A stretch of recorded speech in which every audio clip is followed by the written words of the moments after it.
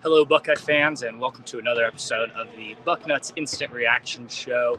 Just got done here with Jake Diebler's press conference with Ross Bjork, introducing him as the next head coach of Ohio State men's basketball. Steve Hellwagon was going to be here with me, Dave Biddle as well. Both had things come up. Steve's a little under the weather after he was in Minneapolis covering this team at the Big Ten tournament. It obviously didn't go the team's way, but looking to the future, Jake Diebler, the new head coach of this team, going forward, a 5-year contract. We'll have more about contract on Bucknuts here in a little bit. Some main takeaways from this press conference. The Buckeyes believe they've got their guy, and that was very clear from the message Ross Bjork's, the incoming athletic director. He'll take over in July, though Gene Smith was here and spoke briefly. This was Ross Bjork's hire, and he talked about how they have gone out and looked at a number of candidates, but it just kept coming back to Jake Diebler and what he was able to do, what he was able to bring, the connections that he has to this program, to the state of Ohio, and then obviously when he took over as the interim head coach after Chris Holtmann was fired just over a month ago, how he handled the program, the players, everything involved in what was a difficult situation, to be frank. I asked specifically about how do you determine the difference between a coach that has a team that gets hot and the pressure comes off. If you've been on the Bucknuts message board, you know I've talked about that a lot. The pressure's coming off after Chris Holtmann gets fired. Now, how do you determine between guys playing loose, a new coach bump, so to speak, and that this is the guy that can lead the program, not just next year. You don't want to be doing this again in a couple of years. And Ross Bjork talked about how looking at the body of work and what Jake Diebler did on the court with adjustments in game, defensive tactical things, offense, and the way this team played, there was enough of a small sample size and then from games and then going to practice, being around the team. He said he met with the players, just the players, about what they wanted in a head coach. And as he kind of went through that whole process, Jake Diebler just continued to check boxes. He's not a huge name. He's not even a Dusty May. This is the first time that Jake Diebler will be a head coach, and he's got a pretty big responsibility here to, as Ross Bjork put it, revitalize some aspects of this Ohio State basketball program. I asked again, you could have gone and taken a big swing at a name, somebody that even the most casual of Ohio State or college basketball fans would know, and that just in general might fill this place up a little bit more, get people excited about things, right? Instead, you go with Jake Diebler. Why?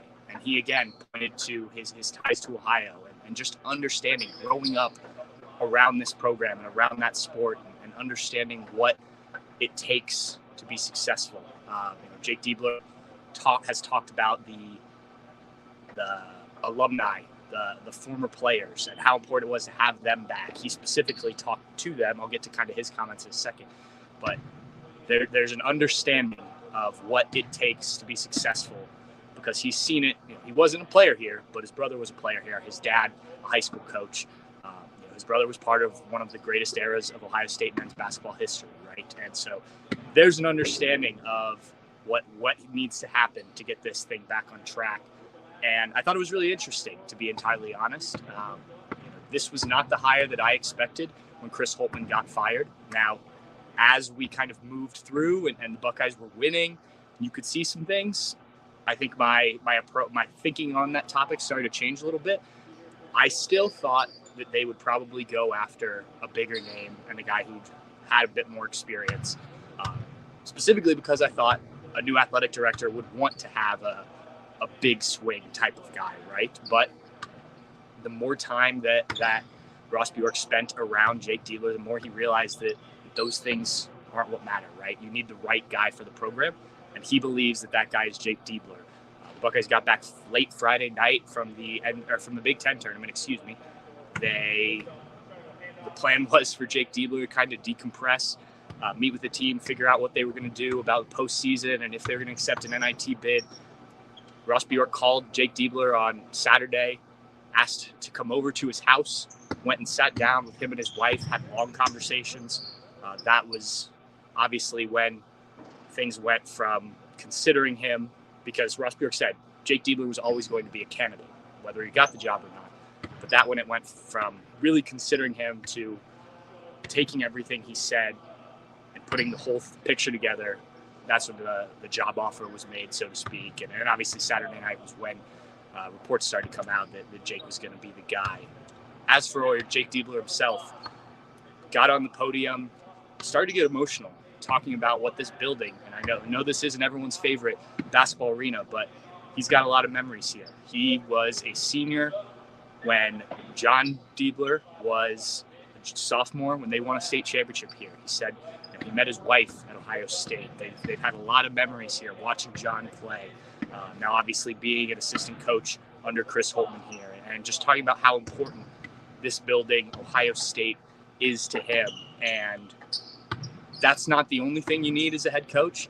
But Chris Holtmann cared about Ohio State too. After 5, 6, 7 years, it didn't work out. Jake Diebler will have to do more than care about Ohio State, but I think it's a good starting spot when other things are equal. He talked about how they started to make some changes, and you saw some of that in the way the team played over this last month or so, playing faster, with more aggressive defense, and the defensive numbers, the offensive numbers, both increased in a positive way. Those aren't the only changes that he wanted to make. They were just not enough time to do everything that he probably would do as a head coach. Now he's got that opportunity as the head coach as they head into the offseason. Not there yet. We'll get to that in a second as well. But really impressed, to be entirely honest, with Jake Diebler. And I have been this whole time. He is a man of faith. He is not afraid to talk about that, but he's also not going to throw it in your face. Obviously, that's not for everybody. And he knows his basketball. You talk to him about basketball things. You can see why he's had success, the success that he's had as assistant coach this fast. He's only 37 years old, which ironically Ross Bjork pointed out was the same age when he got his first athletic director job. He said that he saw a lot of himself, a young version of himself, in Jake Diebler. So from here, Jake has to take this team. They've got this NIT game Tuesday night against Cornell, the first round. They'll obviously play that in this building, and it'll be interesting.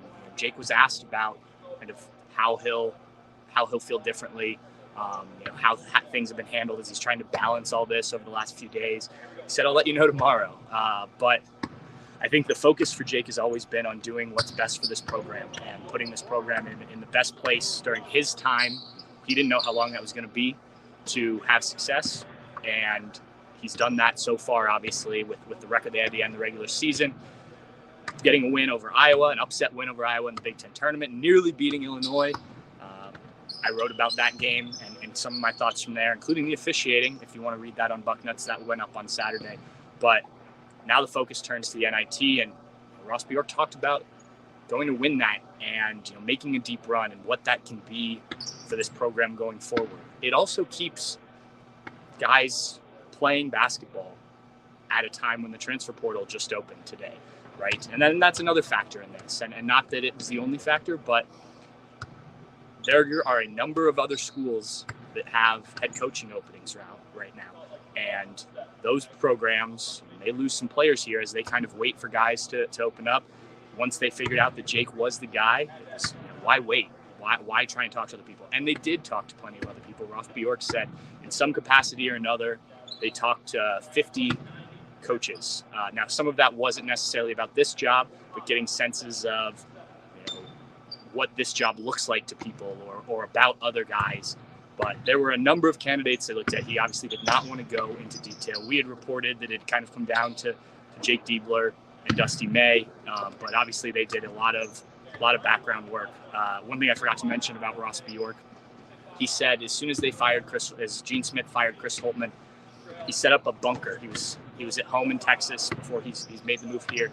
Set up a bunker in his house there during his time in between Texas A&M and starting in this advisory role here, where he just watched a lot of college basketball and tried to get a sense of what was out there. And then when he got to Columbus, Earlier this month, he came to the Michigan game, watched this team up close, went to practice, as I mentioned. He was in Minneapolis to watch them in the Big Ten tournament. So he's certainly put in the time here to ensure that he got this right.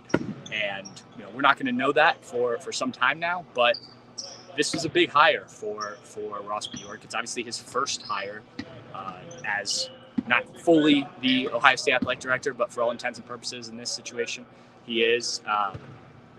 You don't want to get this wrong, right? And the confidence in this building today was that they found their guy.